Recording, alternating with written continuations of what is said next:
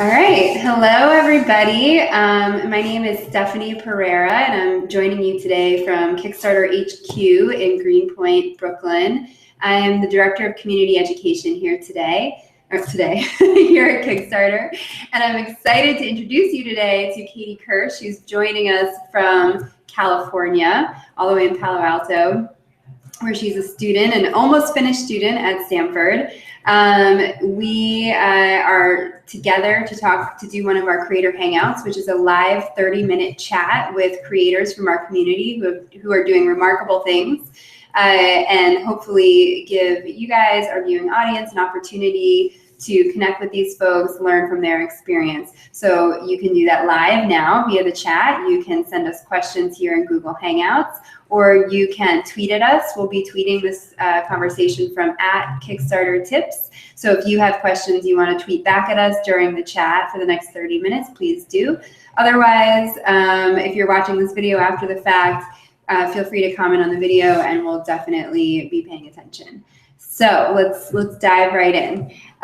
Hey, Katie. Hi. Happy to be here. This is great. It's so good to have you. So I think for everyone, I would just love to just start with who you are. Tell us a bit about yourself, and you, of course, are just representing one member of your team. So why don't you just say who you are, what your project is, and also a little bit about your team. Yeah, absolutely. So I'm a senior at Stanford studying product design engineering. And in October of 2014, I met with a group of 4 Stanford women total. And we started this organization called Girls Driving for a Difference. And our idea was to use the design thinking principles that we had learned at Stanford in the D.school and apply them to women's empowerment in a totally new way. So we came up with this very crazy idea that the 4 of us would jump in an RV over the summer and make a loop around the country, teaching these design thinking and leadership workshops for middle school girls that would empower them to become leaders of social change. And the idea was really exciting to us, and we had heard about a couple other, traveling mobile projects before, but had never launched one of our own projects like that. And we're super excited to get started, and that led us to our Kickstarter campaign. So it was launched around last February and March. We raised $35,000 from a little over 500 backers. So it was a very exciting run, and it actually gave us all of the funding we needed to find an RV, get on the road, and travel many thousands of miles around the country, coaching a little over 50 workshops. That's so cool. And for anyone watching this video, I encourage you, or watching us chat now, you should pop over to the Kickstarter project page for this campaign, so you can see, like, in beautiful graphics and detail, you can get a sense of where they traveled and what they were up to.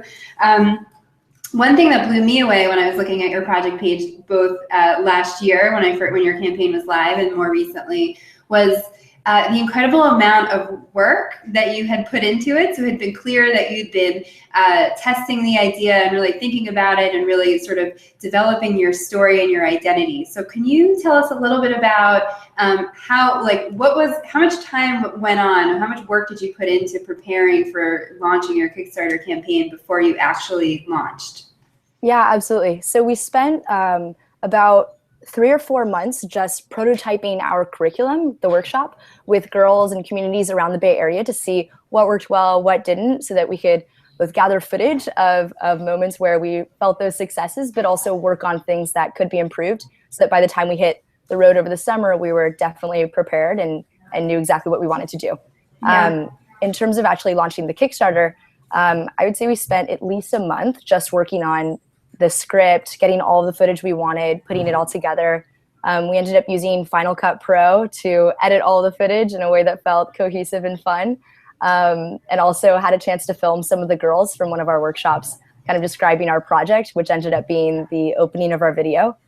The script writing process was a blast. We probably looked at every single word 2 or 3 times just to make sure it sounded like us and that we were really getting across the right message to the people that we wanted to reach.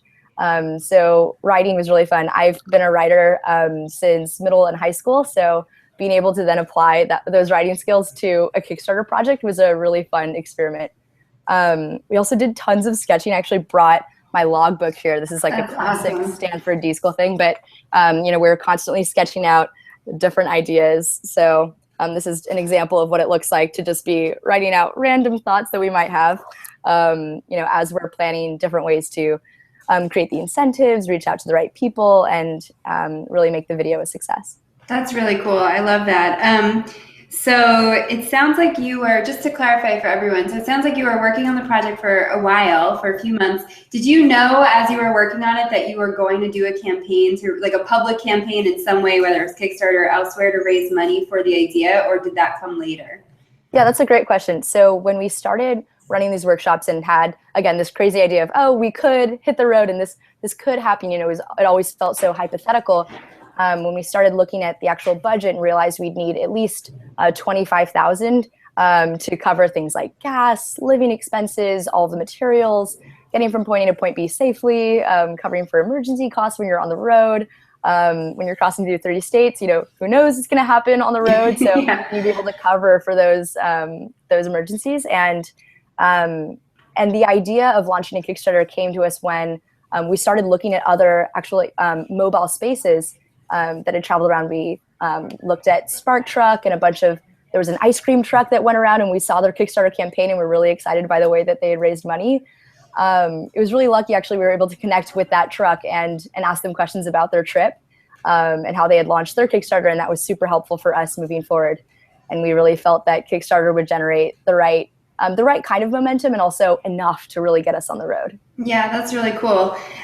So then you made the decision, and it sounds like you spent like, you know, a good amount of time planning and figuring it out. You kind of, I love that you are a team, and so you have different skills, and it sounds like are you the writer on the team, would you say?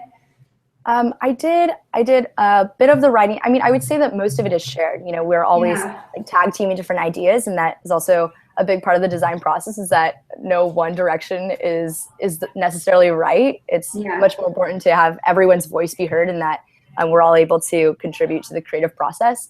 I had a blast doing the writing, but also some of the visuals for our curriculum. Covering the logistics was another feat in itself. The finances, making sure all the incentives were shipped properly, doing marketing as we hopped on the road. And, you know, some of our locations were actually chosen and planned out after we'd hit the road. So we'd be in, you know, Seattle, for example, and we'd be planning our next workshop, or, you know, a workshop for a couple weeks down the road in North Dakota. And we'd be still doing some marketing on the road. So it was important that, you know, we had all four hands on deck for sure. That's insane. I can't even imagine juggling that. So before we dive into some more about your actual road trip, which it's just incredible what you all pulled off. I love that you made the video yourselves. And you mentioned that you used Final Cut. Is that something that you had known how to use beforehand, or that you figured out yourselves? Yeah, and there were a couple members of our team who had done some filmmaking prior. So Rachel, for example, did all of the actual filmmaking. So she covered all of the beautiful shots. Jenna helped out a lot with the writing. Natalia was there along the way to help us really define the incentives and nail down the script. The writing was definitely an important part. In terms of the filmmaking, it was definitely helpful to have had some Final Cut Pro experience prior, but I think we could have done it on iMovie. I think we could have done it with a different program that, and I think it would have taken, I think, a different amount of time, but I think our team was pretty comfortable with Final Cut, and that just seemed like a good fit. That's where you went. Yeah, cool. Yeah. So I think another huge sort of like wonderful thing about your campaign is how successful it was, obviously. Like the amount of money you raised, the fact that you raised it from over 500 people, that is a very notable, very exciting success. So I would love if you can share some of how you planned your outreach strategy going into the campaign. How did you know you were going to be able to reach your funding goal? How are you planning to reach lots of people, whether it was through your own networks, or maybe I know you definitely did get some press while your campaign was live. So maybe can you unpack a little bit about the secrets and in your success there?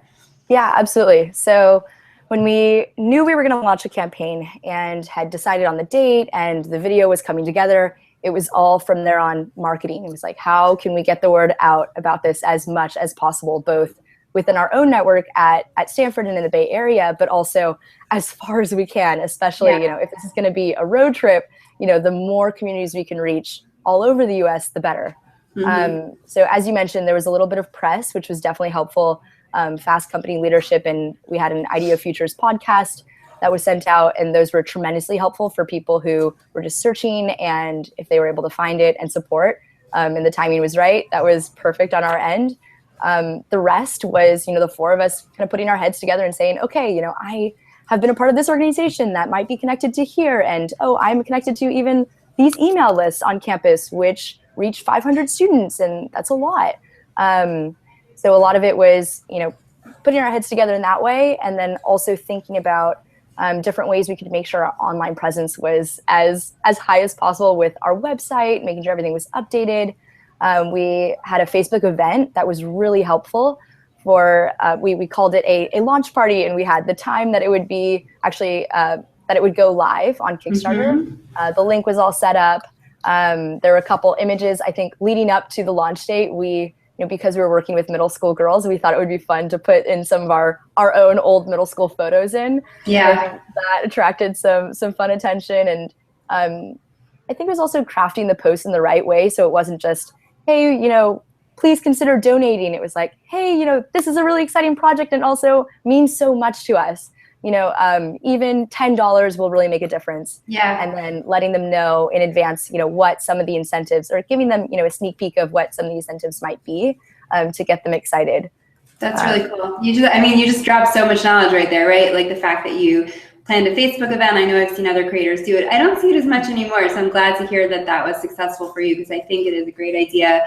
Thinking about how you crafted the words in the posts you were creating, the images you shared, you had fun with it. I think also just going back to the fact that you put your heads together and figured out what lists are we on, and really just had a clear plan on how do you really maximize your reach. And I think there's another thing that you said there too that folks don't think a lot about, which oh god, I just lost my thought.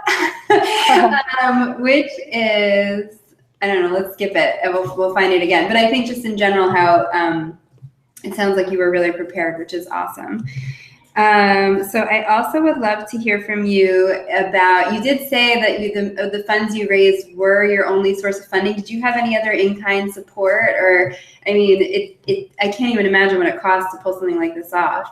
Yeah, so we had a couple corporate sponsors, which was really important because we had so many different types of materials that we wanted to use in every workshop. And I mean, we knew we were going to use tons of Post-its. That made sense. We also knew that we would have notebooks that we wanted to give out to each girl after they left the workshop so that they could remember their mission statement and continue working towards the goals that they had set in the workshop. So partnered with Field Notes, and that was perfect. They just shipped us, packages of Field Notes, and we were able to take those on the road with us in the RV. And the RV just got progressively lighter, which was wonderful. And then we actually stopped by, so we partnered with 3M and Post-it.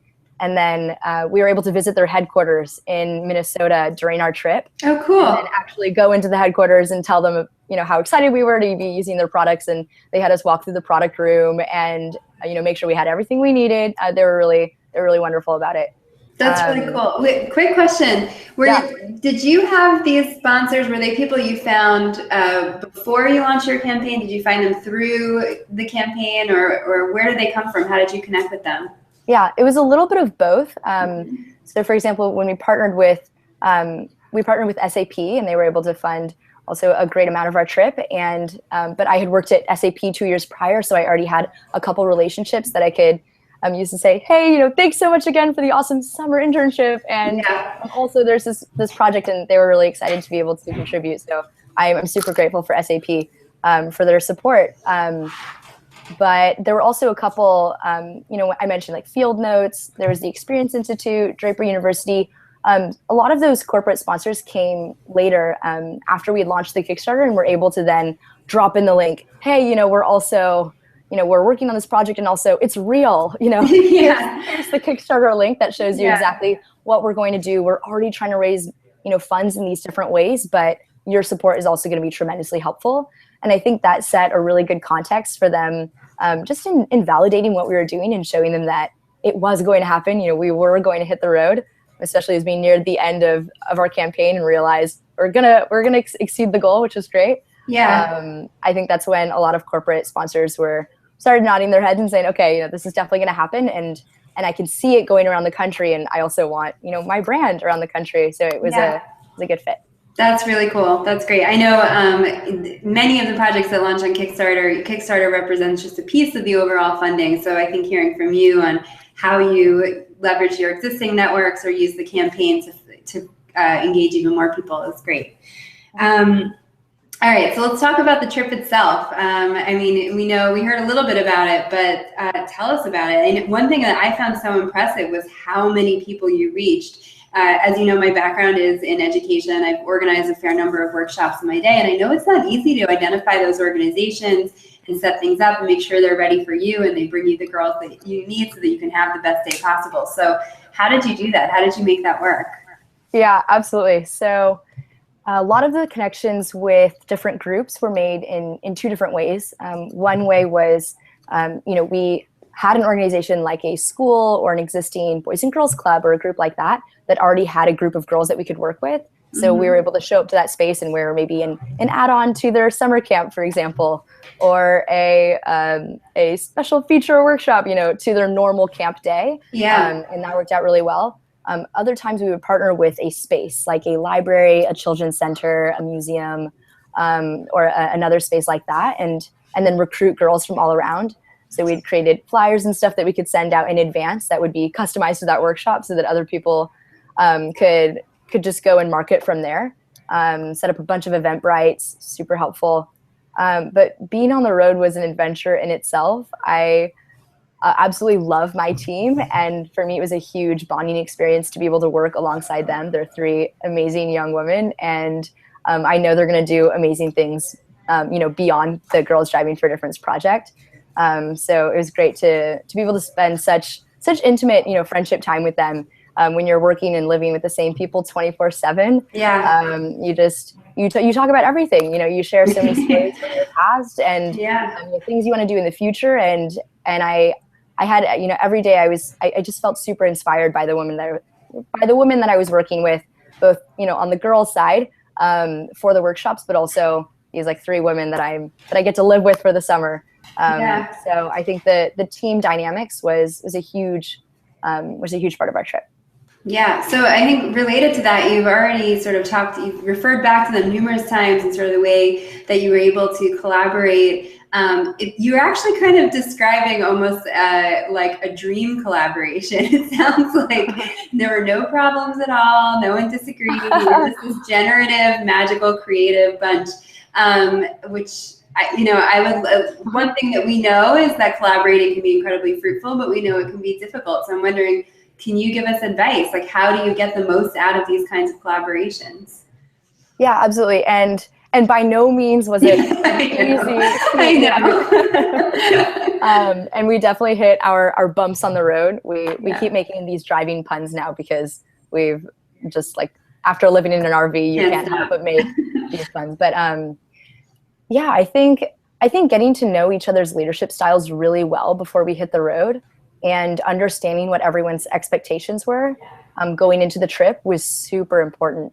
Knowing that, when you see each other when you wake up the first thing in the morning and the last thing at night, you are facing each other. You might be working on something. You might just be hanging out. You might be planning for the next workshop and getting materials together.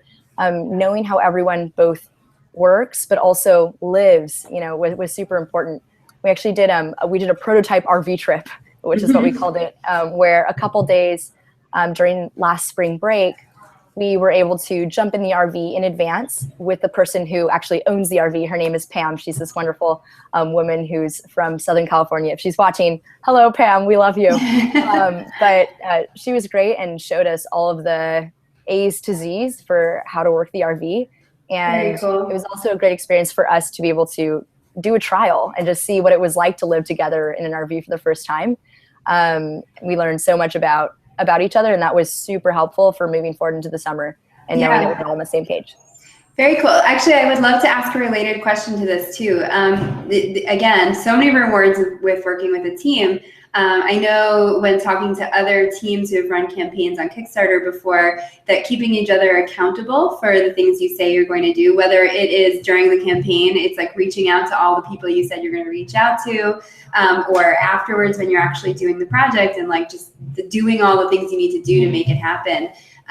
What about that? How did you keep each other accountable? How did you make sure that you were all just keeping things moving?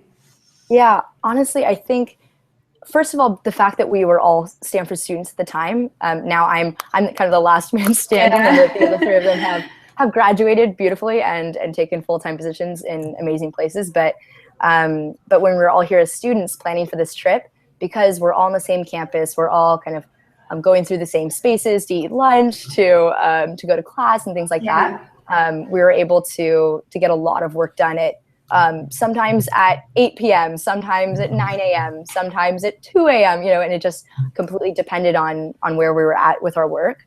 So I'd say one thing is just the convenience of that was priceless. And then the other piece, I think, is just making sure that we are all getting out of this experience what we're looking for, and that we're totally passionate about what we're doing. Mm-hmm. I don't think any of us would have dedicated so many hours to planning this trip if we didn't feel confident that it would be an incredible experience, both for the girls that were going through the workshop, but also for the communities themselves that we were reaching. And that to us made all of the work absolutely worth it.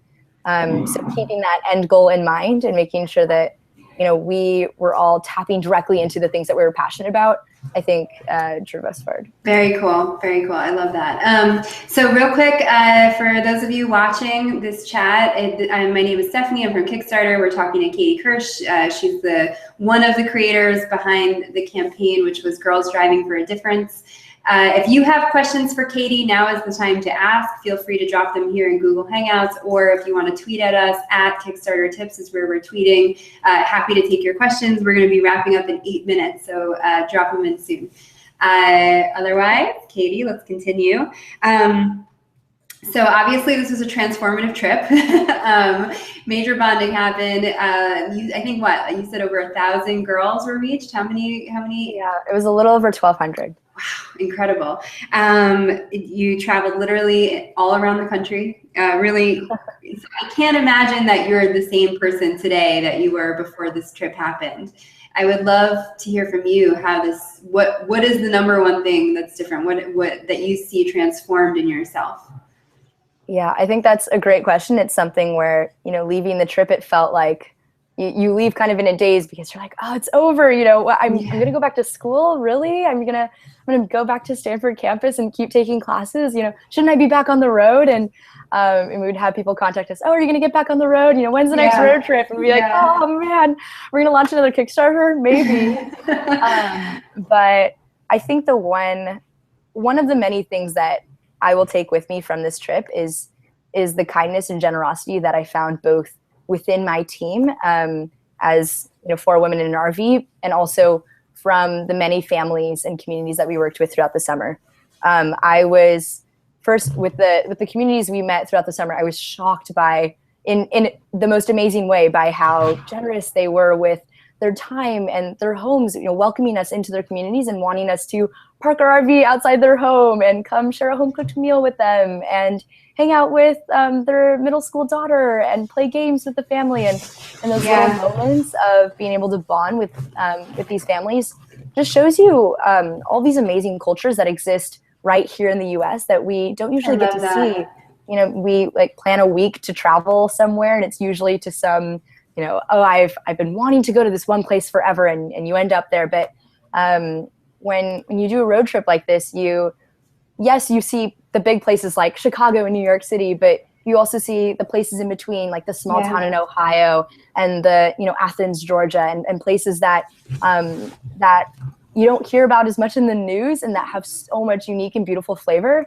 And for me, being able to meet so many amazing people and see how all of their cultures differ in great ways was something that I'll always hold with me.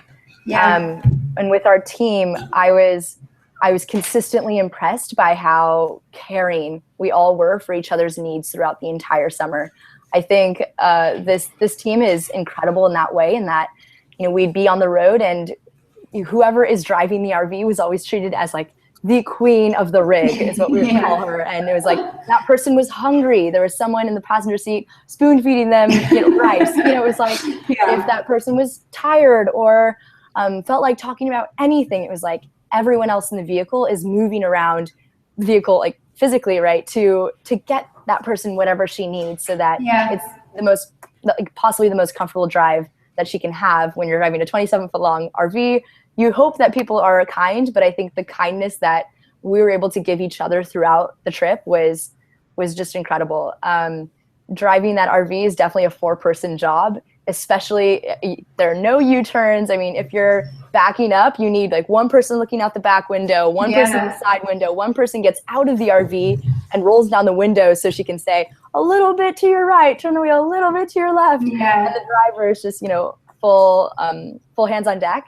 And I think feeling, constantly, even just driving, 1 hour feels like we're all on the same page. We're all, making sure that everything is running smoothly and that everyone is being cared for.